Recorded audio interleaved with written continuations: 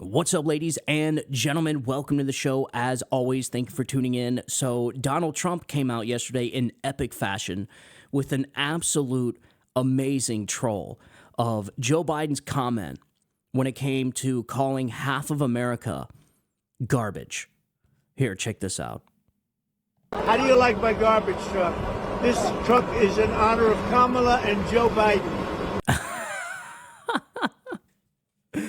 This guy is so good at this, folks. Yes, that was Donald Trump in an orange vest that he was wearing inside of a garbage truck that said Trump Vance on the side of it. Ladies and gentlemen, I don't know who's running his campaign. I know Susan Wiles. I know a few of the people that are doing it, but this is probably one of the best ran campaigns in U.S. history. So whoever it is, he has some of the finest group of people working in his campaign to ever walk the earth. That is amazing. And all this happened within minutes. I mean, I don't know, maybe an hour, legit, like maybe an hour of Joe Biden coming out with that comment, completely destroying Kamala Harris's so-called, final speech at the ellipse. Making her final argument to the American people, which happened to be filled with complete lies, complete manipulation, complete mischaracterizations, and it is indicative of the campaign that she has run. So go figure, the final speech of the Kamala Harris campaign, her final speech to the American people, was filled with nothing but lies and deception, because this entire campaign is built on lies and deception. It is a Potemkin campaign. It is a campaign from the very beginning, from the very onset, was built off of lies. They had to, and I cannot wait for them to write the book about the days leading up to Joe Biden's debate with Donald Trump and all of the days in this Kamala Harris campaign. I want to know what was said on the inside. I want to know who pushed Joe Biden out, because we all know Joe Biden did not want to go peacefully. This guy is pissed, which some argue is why he's sabotaging Kamala Harris' campaign. It is the ghost of Jill Biden. Some people say it's Jill Biden. Some people say it's Joe Biden. Either way, Joe Biden is undermining this campaign over and over again. So at the same time Kamala Harris was making her speech at the Ellipse in Washington, D.C., Joe Biden gets out and calls half of America garbage. Calls not half of Trump supporters like Hillary Clinton, where she said, half of Trump supporters are deplorable and irredeemable. No, he called all Trump supporters garbage. And that pretty much overshadowed Kamala Harris's final speech to the American people, which, by the way, we're starting to get reports from people on the inside, some people that were there at the speech in the Ellipse, talking about thousands of people at that speech, attendees, were being bussed in, and they were federal employees. Very crazy stuff. I'm looking into it right now. I'm going to share more. I'm going to share that with you as soon as I find out more about that. If it's true, that's insane. It would not be surprising. So, of course, the media outlets, they all back Kamala Harris. There's so much we have to talk about, folks. From the last time that we've spoke, there is so much that is going on when it comes to Tim Walz, when it comes to Kamala Harris, when it comes to Joe Biden.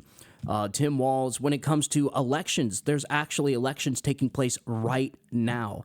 And I know I don't like getting on the roller coaster with you guys, but being how we're, 6 days away from the election, I want to go ahead and share some information with you. I don't like doing polls for the simple fact I don't like getting people complacent and feel like they don't have to step in. As of right now, Donald Trump looks pretty good. I'm not saying that he's beating her by any means. The numbers look good, and if you would rather be Donald Trump or Kamala Harris right now, you would rather be Donald Trump. That's just what the numbers are showing in these swing states. But we know Democrats, they always have tricks up their sleeve. And in fact, they have hired Mark Elias to the Kamala Harris team, and this guy is an absolute savage when it comes to election litigation. This guy, I think it was, I can't remember who it was. Mike Davis came out and compared Mark Elias. He compared Republican attorneys to like the three guys playing the violins on the Titanic as it was sinking, and he compared Mark Elias to a guy that's throwing the children and women overboard off of the life rafts in order to save themselves. This guy is a complete savage when it comes to election litigation. And you only hire Mark Elias if you plan on going to the mattresses when it comes to election lawsuits. That's what we're going to be dealing with. We're not going to have a result on election night unless it's a complete landslide, which I hope. I know that's the Trump camp's game. That's their plan. They want to win a decisive victory so that this election could be called on election night. So we don't have weeks of counting, weeks of this, weeks of litigation, weeks of lawsuits, because Donald Trump winning this election is only the beginning. It's only the beginning, man. And I'm telling you guys remember when I said a few podcasts ago, not a few podcasts ago, like 6 months ago, that in the weeks and months heading into this election, you are going to see the most insane stuff we have ever seen in our lives when it comes to elections. You're going to see, look at what we've seen already. Ballot boxes being firebombed. You have all this sketchy stuff going on in Pennsylvania right now. Why? Because Pennsylvania is a key swing state. Whoever wins Pennsylvania most likely wins this election.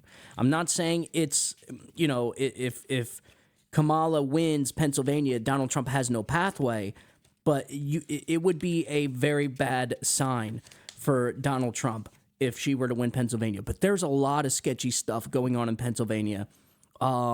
The non-citizens voting in Virginia, I wanted to update you when it came to the Supreme Court making a ruling in Trump's favor on non-citizens voting. Virginia can now remove the non-citizens off the voter rolls. Go figure. Yes, the Democrats, and more notably the Biden Department of Justice, actually wanted non-citizens on the voter rolls. They sued the state of Virginia to force them to keep non-citizens on the voter rolls. So you know how this election's going to go already. The Democrats' plan from the very beginning was to flood this country with illegal immigrants, just like we've been saying for months and months. Everybody on the conservative side and content creation have been saying they're opening the border for who? You have to ask yourself, cui bono, who benefits from an open southern border? Democrats do, because Democrats see them as future voters. And now we're starting to see their plan unfold right in front of our eyes. Luckily, Donald Trump has like 500 attorneys in every single one of the swing states, 500 each. So there's literally thousands of lawyers on the street in this election. So there's a lot of stuff that's happening. There's a lot of offense going on. So I wanted to get into this ruling in Virginia. I wanted to get into the sketchy stuff going on in Pennsylvania. And then CNN reveals some pretty interesting findings in Donald Trump's national poll. I wanted to give you a video clip from, I think his name is Larry Enton from CNN. And he it's not looking good for Democrats when it comes to Donald Trump winning the national vote. That's going to be pretty crazy if that happens. But again, I don't want to get on the polar coaster because I don't like people getting complacent because, like I said, people have a tendency of, sitting on the sidelines. But the only reason why, I'm being optimistic about the numbers I'm seeing is because people are getting out to vote. If you stop doing this, if this trend stops, if this momentum stops, then it's over. So people have to vote. And that's what we're going to get into. I have so much stuff. I'm not going to be able to get it all in on this show. So first, I want to get into this Supreme Court stuff. So let me get switched up over here. So let's get into this. So here we go. So Supreme Court, this came out yesterday. So Supreme Court allows Virginia to purge suspected non-citizens from voter registration polls, voter registration rolls. They're not suspected non-citizens. They are self-defined. Okay, they are self-admitted non-citizens. These voters, these non-citizens, selected that they were non-citizens. So, they admitted themselves they're non-citizens.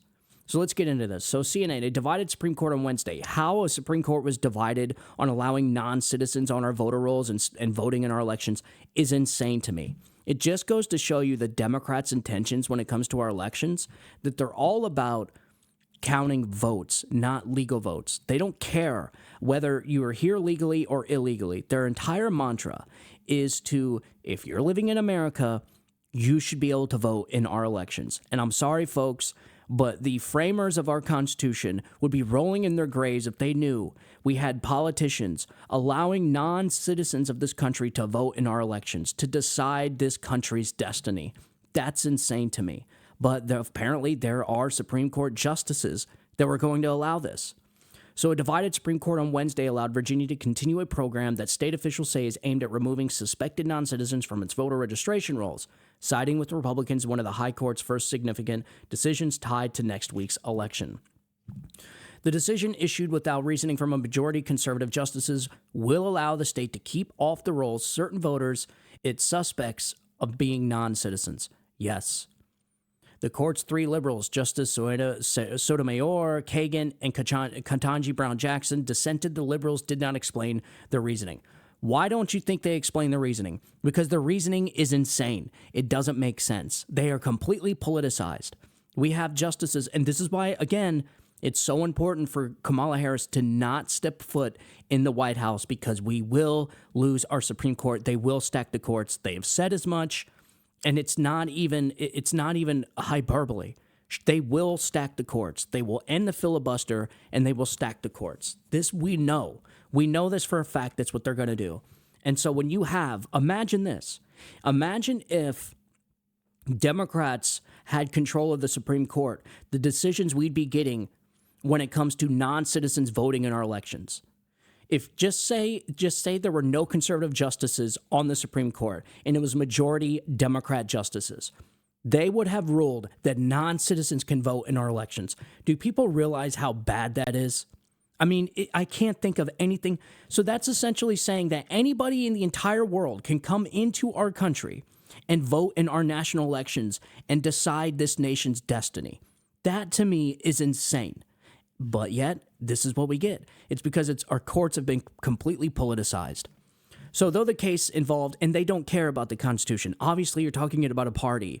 We're talking about a party that hates the Constitution. They think it's old and outdated and needs to be ripped up and thrown away. And they chip at this Constitution every chance they can get. So it's no surprise that you would have justices and Democrats in general supporting the notion that non-citizens voting in our federal elections is okay.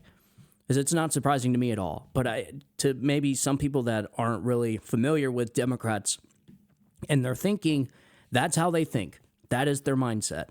So the case involved a relatively small number of voters. Yeah, it's, there were thousands. And when you're talking about an election that's going to be decided by, hopefully not, but most likely going to be decided by thousands of ballots in key swing states, just like 2020 was decided by 42,000 votes in 3 swing states. If this election is anything like 2020, it's going to come down to thousands of ballots. And so every freaking vote counts. And these people were going to allow thousands of non-citizens voting in our elections as if it's no big deal. It's nuts. So the relatively small number of voters, notice how they don't put the number, in a state that is not considered a battleground in the contest between former President Donald Trump and Vice President Kamala Harris. It doesn't matter. This is the problem between Democrats, is they think everything's political. Everything is political. Republicans sued on this in the state of Virginia because it's not right. And if you allow non-citizens to vote in Virginia in federal elections, then it's just going to spread from there. And it will ruin our elections. It will actually be the biggest threat to our democracy, to our democratic process. Quote, the Biden-Harris administration's legal meddling was irresponsible, reckless, and political. Texas Attorney General Ken Paxton said in response to the decision, states have a constitutional duty to prevent non-citizens from voting. The Supreme Court did the right thing. I agree. But the voting rights groups pointed to evidence that Virginia's voter purge effort had also caught up citizens who were eligible to vote. Those groups slammed the Supreme Court's unsigned order as outrageous and disturbing. Sorry if a few eligible voters got, tied up in a dragnet that was trying to remove thousands of non-citizens from voting in our elections. Guess what? Re-register and get your ballot. It's as simple as that. We should be purging all of our voter rolls in every single state, every single federal election. Why do you have dead people voting? Why do you have dead people on your rolls? Why do you have these types of things we're seeing in these blue states where they have, more registered voters than people that can actually vote. Like, clean the shit up for the love of God. And they wonder why we have election month now instead of election day. It's because of stuff like this. You have these voting rights groups going out there, and they're causing massive damage to our elections. The people that were caught up in this dragnet for the non-citizens, just re-register. The state of Virginia can contact them and say, hey, you're fine, you can vote now. It's as simple as that. Okay, I would go re-register so I can go vote. I would feel a lot better going to re-register to vote than 3,000 non-citizens voting in my election and just disenfranchising 2,999 other ballots. You know what I mean? It's like, it's so crazy, man. It just makes no sense. But it's these voting rights groups that are doing all this stuff, man. Anyways, I don't want to get into the details of this, just to keep it short and sweet. This was the problem they were having. The Supreme Court came out yesterday and ruled in Trump team's favor, saying, yes, the state of Virginia can remove the non-citizens off their voter rolls. So that's a win for America. That's a win for our democracy and our elections. And Democrats should be happy about this decision, but they're not. So moving on to the sketchy stuff happening in Pennsylvania. So my wife posted this video on social media the other day, yesterday actually, and it's blowing up on social media. This is the stuff that was happening in Pennsylvania yesterday. Here, check this out. You to talk to this. Are they going to turn everyone down? I'm going to ask you to talk to this gentleman because the voting is closed right now. It's closed. I just want you to talk to this gentleman. We have the right to vote until 4:30. I get you. Here's Why what is it happened. closed? Let me explain it to you. Please. Okay. This process is very slow and grueling. That doesn't matter if we're Very online. slow and grueling. Doesn't matter if we're online by 4:30. We have the right to reason why it vote. had to close was because a high volume of people wanted to do this. Slow and grueling. Well, then they So have they to had wait to- till Slow and everyone's. grueling. They had to cut the line at 1:45. They cut the line at 1:45. 1:45. You hear that, everyone? They cut the line at 1:45. Here's This the is. Yeah, so this happened, I think, in Lancaster, Pennsylvania. Actually, let me go ahead and pull this up. I want to. So, in regards to this video, shortly after my wife released this video, there was a court that came out. A judge has said that the voting days will now be extended for an extra 3 days because of this situation. There's why Pennsylvania, why these blue states have so much problems with their voting process is, I don't get it. I really don't get it unless it's purposeful. This is what they do, man. There's no reason why a state should be having these types of issues in their elections right now. I mean, it's 2024, man. Like, it's 2024. Why are you having these types of problems in your elections? I just went to go vote the other day in the state of Florida. I waited in no line whatsoever. And I had a mail-in ballot that I was bringing with me that they had to tear up and give me a paper ballot to vote in person. And I still didn't wait in a line. And that's kind of complex. It's like a complex situation. I tore up the ballot. They had me put it in an envelope. They dated, signed the envelope, and gave me a paper ballot. Like, why is there 5-mile-long lines at a voting poll in Pennsylvania? Somebody that is notorious for election meddling and irregularities. They're notorious for like freaking 5-hour waiting lines to vote. Fix the shit, man. I just don't get it. Why can they not fix their elections and give the American people some trust and credibility that things are on the up and up there? I think Pennsylvania owes it to the rest of the country. Fix your damn elections, man. You know, it's not like, if it was their own local elections, I wouldn't care. But what happens in their elections in their state affect all of us. And for Pennsylvania to be so irresponsible to have these types of situations happening still in 2024 with their elections is it's unacceptable. I just don't get it. It's because it's on purpose, folks. They like these issues. You know, it's the old Solinsky trick. the Cloward and Piven, create the chaos so that you can control the chaos and control the situation. That's what they do. They create all this massive chaos, and then on the sidelines, behind the back door or overhead, they got some other shenanigans going on, which is way bigger than the situation that people are seeing right in front of their eyes. And it's unconscionable to me that Pennsylvania is not completely embarrassed by these types of things happening in their elections every single election time. Like, dude, do you really like being the embarrassment of the United States because you can't get it together? You can't get a grip on your elections and fix this stuff? No, it's because they like it, folks. They like having these types of chaotic elections there so that they can cheat. And once again, this is a story of exactly what I'm talking about. So Scott Pressler over there, who is an absolute voting registration machine in Pennsylvania, he's been out there for months registering voters. And so the numbers, the early voting numbers you see and the early registration voting numbers the early registration numbers you see, all of that's due to Scott Pressler, who is out there literally knocking on hundreds of thousands of doors. I was reading an article where the combined GOP, I guess, get out the vote machines have a combined total of over 1 million doors that they have knocked on. Think about that. Over 1 million doors that these people have knocked on. And they're not just, high propensity voters. These are, people that most likely have never voted, or somebody that, is registered but never votes, or somebody that didn't plan on voting. So it's like these guys are out there doing the hard work. So at least, Pennsylvania could do is just clean up your damn elections for the American people, man.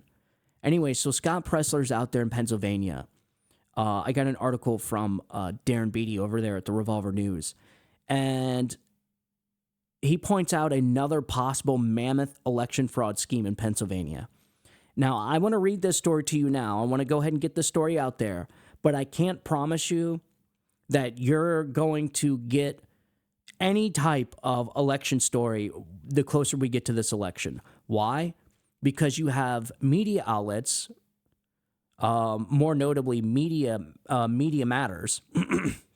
It's either Media Matters or Mediaite, one of the two, are combining forces with big tech companies and social media platforms in order to censor people that talk bad about the elections, that talk about election fraud. So this may be the last video you see of me questioning our election process and the stuff we see coming out of Pennsylvania, because everything's going to get censored, and I'm going to share that with you in a second.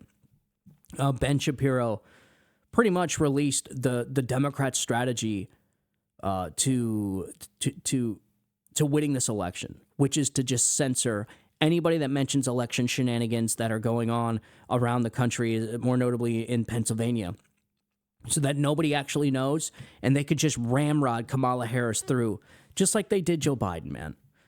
All right, so I'm going to, let me see if I can't find this on...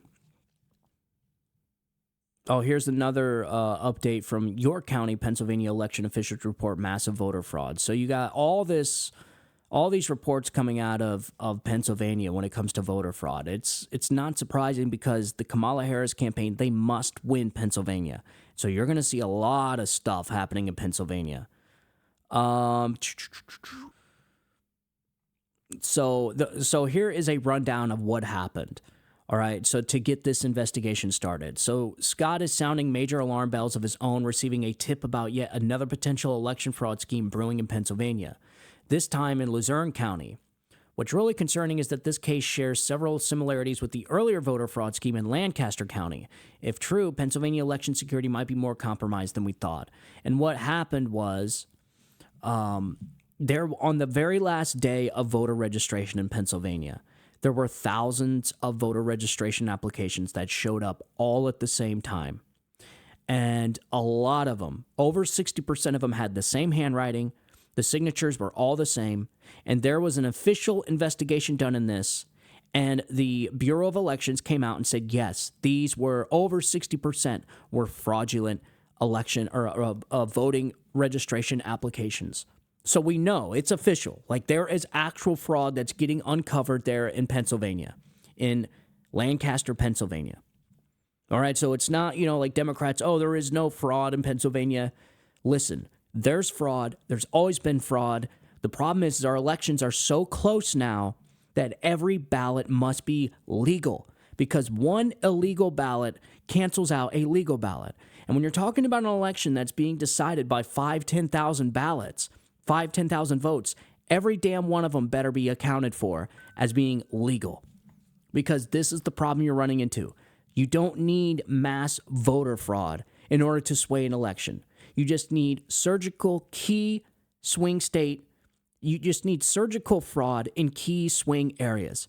That can sway an election, because we play the Electoral College. That's how we do our elections. And so, I think Democrats are under this notion that you would have to have, millions of ballots in this giant scandal and this giant operation to, no, it is just a few people with the same mindset. They don't even have to be coordinated with one another.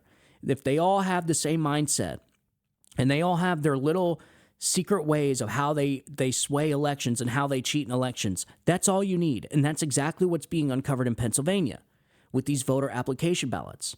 And that's not me saying it. That is the actual election investigators saying it. This is District Attorney Heather Adams in Lancaster, Pennsylvania, reporting massive voter registration fraud. Thus far, have completed several investigations and found that 60% have been fraudulent. Check this out. Good morning, everyone. District Attorney Heather Adams. On Tuesday afternoon, I was contacted by Krista Miller, who is our Chief Clerk of Elections, regarding potentially fraudulent voter registration applications that had recently been received by her office. At that time, she informed me that the Elections Office received approximately 2,500 applications at or near the deadline for registering to vote. While preparing to process these applications, staff noticed that numerous applications appeared to have the same handwriting, were filled out on the same day with unknown signatures, and some were previously registered voters, excuse me, and the signatures on file did not match the signatures on the application. So before I begin to summarize our preliminary findings, I must remind everyone that this is an ongoing investigation, and for that reason, I will be limited in the details that I can provide. Of course. Lancaster County detectives began investigating the voter registration applications and immediately found applications that were indeed fraudulent. Indicators of fraud included inaccuracies with the addresses listed on the applications, false personal identification information, as well as false names. A number of the applications also contained names that did not match the provided Social Security information. In some cases, applications contained correct personal identification information, such as the correct address, correct phone number, date of birth, driver's license number, and Social Security number. But the individuals listed on the applications informed detectives that they did not request the form, they did not complete the form, and verified that the signature on the form was not theirs. At this point, it is believed that the fraudulent voter registrations are connected to a large-scale canvassing operations for voter registrations that date back to June. However, the majority of the applications received are dated August 15th and after. Those canvassing for voter registrations were employed and paid to obtain voter registration applications. The majority of the applications were from residents in the city of Lancaster. However, applications were also received from residents in Columbia, Elizabethtown, Mountjoy, Akron, Ephrata, Stevens, Strasburg, as well as other locations across Lancaster County. The canvasses themselves took place at various shopping centers, parking lots of grocery stores and businesses, sidewalks, and parks. During this preliminary investigations, detectives were able to verify some of the applications were indeed legitimate. In these instances, the applicant verified that they did provide information to a canvasser. For these applications, we will immediately advise voter registration and that we confirmed that they are legitimate requests, and voter registration will process that application. Thus far, of the investigations that we have completed, we have determined that 60% have been fraudulent. That is of the investigations that we've completed. We do have more to do today, and my understanding is that voter registration is still going through the box of 2,500, but should be completed sometime here today. So there you go, folks. Well, I thought Democrats said that there is no fraud in our elections. There sure in the hell sounds like a lot of fraud to me. And like I said, you don't need widespread voter fraud. You need surgical fraud in key areas. And I don't know about you, but 2,500 ballots or voter registration applications, that seems like a lot. And that's just what they know about. That's not even including, being how it's an ongoing investigation, that's not including other possible scandal, other possible operations that are going on out there. So this is the type of stuff that people were talking about in 2020 when they said that the 2020 election was rigged, that there were shenanigans going on in 2020, and that they wanted to voice their opinions, their grievances on January 6th. So do you think Donald Trump still is just lying about him not knowing, or him knowing he lost the election? Of course not. He knows that they stole the election in 2020, and he still thinks they stole the election in 2020, and so do I, and so do millions of other Americans. Is because it's shit just like this that happened in 2020 that we're just now starting to find out now, 3-4 months before this election. And do you think it's all going to be solved? Do you think they're going to finish and complete this investigation and stop all of the fraud taking place in Pennsylvania in 4 or 5 days? No. And so you can almost guarantee that there's going to be fraud taking place in Pennsylvania's elections because they're investigating it and they're finding that massive amounts of fraud is being uncovered in Pennsylvania. And like I said, when you have an election, like in 2020, if this election's anything like 2020's election, that election was decided by 42,000 votes in 3 or 4 different states. That's not that much. That is a small town. Okay? Like, it doesn't have to be mass voter fraud. And so this is the type of stuff that we're talking about, that the right talks about when it comes to rigging our elections. It's the media's manipulation on the people by bending and twisting news stories and covering up for the Biden and the Biden laptop scandal, and just go down the list. Of course, 2020 was not a free and fair election. It certainly wasn't the most safe and secure election in U.S. history, and this is why. You don't think any of this stuff was happening in 2020, Democrats? Of course it was. It's what people are pissed off about. So hopefully they get to the bottom and they find all these fraudsters, and these people need to be thrown in jail. It's the only way these people are going to stop doing this stuff. And Darren Beatty goes on and says, funny how all this is happening in the exact area where fraud concerns ran rampant back in 2020. It almost feels like deja vu, and not the good kind either. Once again, Pennsylvania is raising more red flags than anyone wants to admit, and the Dems are still pretending that voter fraud isn't a, quote, thing in the U.S. Of course it is. Of course it is. Pennsylvania officials say Friday they are investigating as many as 2,500 fraudulent voter registration applications in Lancaster County. And what he's trying to say here is there is a similar investigation going on in Luzerne County. So District Attorney Sam Sanudolce, I don't know if that's how you even pronounce his name. Scott Presser reached out to him and said, are you going to investigate the numerous voter registration applications turned in on Monday, October 21st to the Luzerne Bureau of Elections? ? Lancaster County uncovered a voter registration fraud operation, 2,500 applications that were turned out to be right before the deadline, and the majority were fraudulent, connected to an organization that began canvassing in June. According to manager Ramilda Crocamo, I don't know. Most of the numerous applications turned in by Beth McBride on October 21st were dated back to June. Why did she wait until the last day to return these forms? So he put bullet points. How many applications were turned into Luzerne Bureau? ? Have those been processed? If they have, Were any of them fraudulent? Are these applications linked in any way to Lancaster? I encourage everyone in Luzerne County to reach out to DA Sandolce and peacefully demand her investigate. Luzerne County ran out of paper on Election Day in 2022. Beth McBride was the acting director of elections at that time.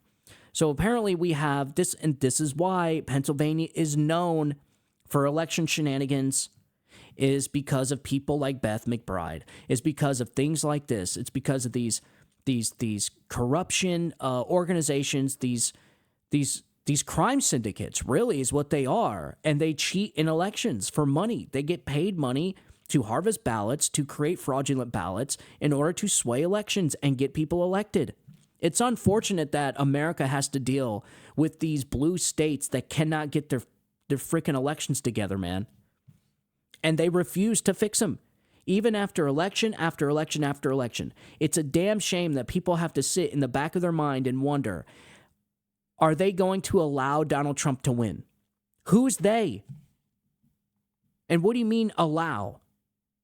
Like, this is what pisses people off. And I got a buddy at work, one of my colleagues said the same thing. He's like, they're not going to allow Donald Trump to win. Well, that's a damn shame that we're even in a predicament where we have people that decide who's going to be elected and who's not. Because, hello, this is supposed to be a democracy where the people decide, not they. Okay, it's like, it's crazy, man. It is absolutely crazy. So here's a major breaking story. At the most recent Luzerne County Board of Elections meeting, manager Crocamo revealed that Beth McBride dropped off and dumped a numerous amount of applications. Most of them were dated in June. Who the hell is this Beth McBride? And why the hell is she still involved in our elections? Mr. Josh Shapiro. Yeah, the guy that is overseeing all of this. On Monday, Beth McBride dropped off and dumped a numerous amount of applications. Most of them were dated in June. And they were delivered to the Bureau of Election on the last day of registration. And one of those forms belonged in Monroe County. My God, why is Beth McBride anywhere around our elections, folks? Like, this is what I don't get. Why do these people continue to stay in our elections? If they're known to be doing shady stuff like this. So when there's smoke, there's fire, Darren Beatty says. If this is happening in one Pennsylvania district, it's likely not isolated, which makes Scott's call for an investigation the only logical move. This is a sobering moment for America, one where election integrity feels more fragile than ever. And it is also sadly validating those of us who have had questions about 2020. Yes, if Democrats want Republicans and people on the right to stop questioning the 2020 election and accusing Joe Biden of being an illegitimate president, then maybe you should get to the bottom of this stuff and fix Pennsylvania's damn elections. It's the only freaking way, man. Do these people not understand what makes people question elections? Do they not understand what election integrity is? The mere appearance of shenanigans should be enough for these people to go out and investigate and fix this shit. Like, it's not enough for Democrats just to say there's no election fraud happening. They should be going out there and proving to people there was no fraud. You can feel safe that our elections are being conducted fairly. But they're not doing that. They're just saying, oh, there's no election fraud. You can't prove fraud. And then every single election, we see fraud. And because we can't prove the fraud, because stuff like this is very hard to prove, then it must not be happening. It's absolutely freaking nuts, man. And so this is what's going on in Pennsylvania. Hopefully they get to the bottom of this in the next 5 days. Like I said earlier, Donald Trump has an army. Okay, the GOP has an army of lawyers out there in these swing states, like 500 per swing state. And whenever he wins a state, they're going to be consolidating and joining forces. So at some point, you're going to have thousands of lawyers descending upon whichever state is having issues. And that's most likely going to be Pennsylvania. So it's literally going to be a battle of law. Our elections are now going to be decided by judges. How does that make people feel? I don't know about you, but I don't like the sound of that. our elections being decided by judges, okay, political activists in black robes, as Mark Levin refers to them. I don't like the sound of that at all. But that's apparently what this election is going to be. It's going to be about. And so this is the constant cycle that we have to go through. Democrats do these crazy shenanigans. They don't look into this stuff. And then there ends up being a president that is elected by all means and illegitimately. And then when people question the legitimacy of that election, they're like, oh, what are you, an election denier? You should be locked away. Donald Trump is facing a life in prison because he questioned the very, very questionable election we all were questioning. And we were questioning it because of shit like this. 2,500 voter applications all showing up on the same day, all written, over 60% of them proven to be fraudulent by the Bureau of Elections. And that's just one. It's an ongoing investigation. How many different groups are doing this? Right? I mean, so it's 2,500 that they found so far. Is there 10,000, 20,000, 30,000? And when you're talking, like I said, about an election that's decided by thousands of votes, this is the type of stuff they got to get to the bottom of. And it's just unfortunate. Here we are 4 or 5 days before our next federal election, and we're dealing with this shit, man. Like, what have these people been doing for 4 years? Trying to arrest Donald Trump for questioning the 2020 election. That's what they've been doing. Locking up Republicans, being complete fascists. So I thought people might want to know that. I think this video's probably went on long enough. I'm going to keep you updated when I find out more about this. Like I said, the GOP lawyers, Donald Trump is getting some legal wins out there, especially in Virginia. That is a huge ruling. Because like I was telling my son yesterday, the one mistake Donald Trump made, and he made, and he admitted to making, was they did not get lawyers on the ground fast enough in 2020, because we didn't think our elections had to be defended with lawyers, with thousands of lawyers watching for corruption under every freaking rock. And so he didn't have an army of lawyers in 2020. And so one of the things he did different this time is he got lawyers together early, right? And no, they're not a bunch of Mark Eliases. We'll never have a Mark Elias. That guy is a complete savage. And to be honest, I think he's the scum of the earth. When it comes to elections, I think people like Mark Elias are the biggest threat to our democracy. I think this type of stuff is a threat to our democracy. And this is exactly why they say democracy dies in the dark, because as it's dying, nobody's noticing except for one side, and the other side denies it's even happening. And so therefore democracy dies and nobody even really realizes it. But Donald Trump did something early. He got attorneys out there early this time, and they're actually going on the offensive. They're actually going on the offense. So he got some wins in Virginia. That's a huge win, purging non-citizens off the voter rolls. Gee, what a concept, not having non-citizens voting in your elections. And he got a win in Pennsylvania. The lawyers got the early voting and registration extended by 3 days in Pennsylvania because of the video I showed you earlier that my wife posted, where the cop was saying that the process is grueling. He kept repeating, it's grueling and taking a long time, so we have to kick you out of line 3 hours early. This is the type of shit that people don't like to see, and you're going to start seeing people push back on this, and they would have every right to. My advice to people that are living in these blue states, especially in Pennsylvania, if you're in line, do not leave that line. You stay until you vote. You got 3 extra days in Pennsylvania. I want to see a freaking landslide victory. I want to rub these people's noses in it, man. I'm talking go full scorched earth on these people during this election. Rub their freaking noses in it. I'm talking burn the ships on the beach, man. Go big or go home. I want to lead it. I want to win in such a decisive victory that it completely demoralizes the Democrats so that they're forced to abandon their leftist campaign. And so that we can be done with this insanity. The girls and women's sports and locker rooms, children, the targeting of the children, the sexualizing of the children, the open borders, all this insanity we've seen the last, I guess you could say, 8 years. Beating these people in this election so badly that it demoralizes them, the Democrats, the sane, rational ones, will have to abandon the radicals in their party. They're going to have to, because they'll never win an election again if they're demoralized like I hope they are in this election. I'm talking scorched earth, baby. Rub their freaking noses in it. We should send a clear message to Democrats. Okay, a clear message to these people pushing this bullshit onto the country.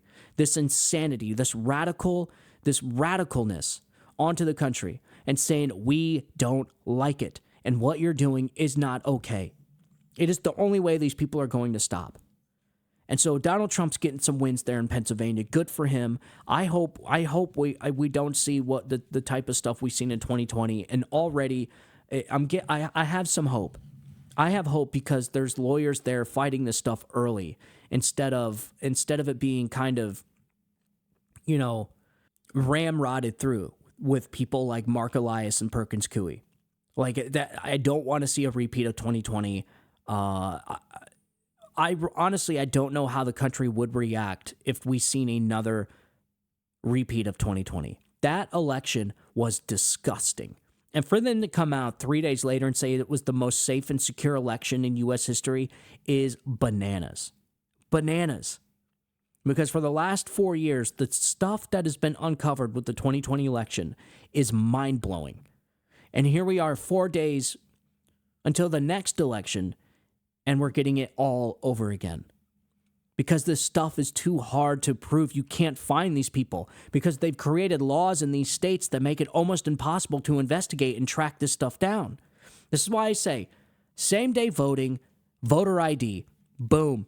Get rid of this stuff. Get rid of the mail-in ballots. Enough of this shit. This mail-in ballot stuff is a disaster.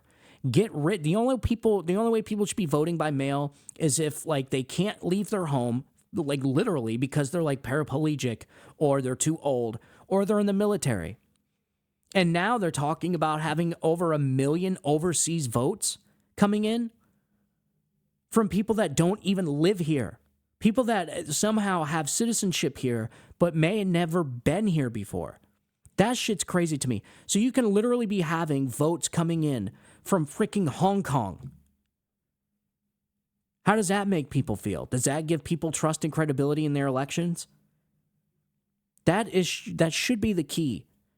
That should be the goal for our politicians and our leaders.